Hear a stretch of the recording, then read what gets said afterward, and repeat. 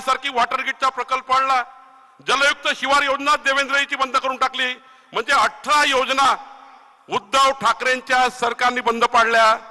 जे उद्धव ठाकरे फक्त 2च दिवस विधानमंडळात आले मुख्यमंत्री असताना, जे उद्धव ठाकरे मंत्रालयात 2 दिवस आले, ज्यांच्या हातात पेनच नव्हता, अशा उद्धव ठाकरेंनी 2.5 वर्ष महाराष्ट्राचे बर्बाद केले. आणि खऱ्या अर्थाने मला आठवतं, आपल्या सर्वांना वरच्या व्यासपीठ आणि खालच्या व्यासपीठाला माहित आहे, जे आज महाराष्ट्रात राजकारण सुरू आहे, या राजकारणाला आपल्या सर्वांना जशा तसं उत्तर दिलं पाहिजे. सर्वांनी या विषयावर बोललं पाहिजे. सर्वांनी या विषयावर बूथपर्यंत आपल्या आपल्या भागात जाऊन बोललं पाहिजे.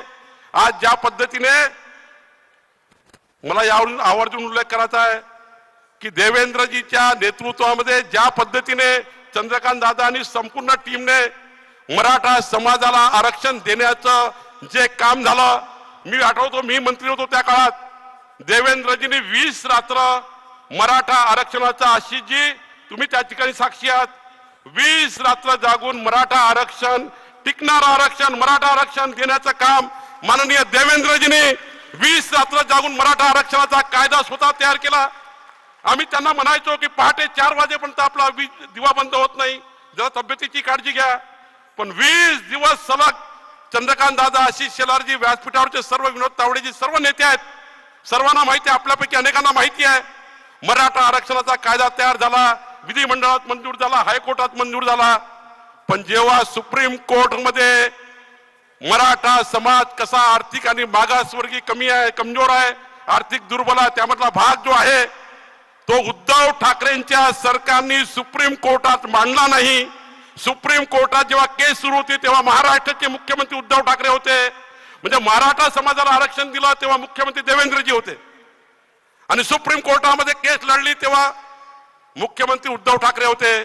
उद्धव ठाकरेंनी जर 4 चांगले उच्चस्तरीय वकील दिले असते तर मराठा समाजाचा आरक्षणाचा प्रश्न त्याच दिवशी संपला असता.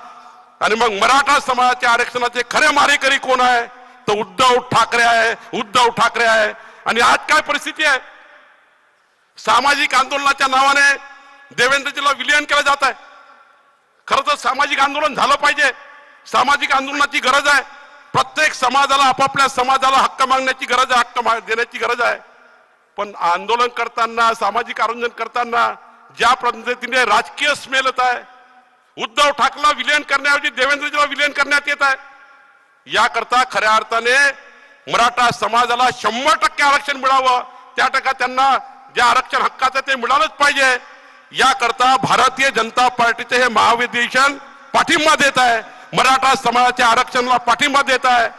पण हे करत असताना मात्र देवेंद्रजींनी जो कायदा केला होता त्या कायद्याचा मारेकरी शोधला पाहिजे, हेही करण्याची गरज आहे.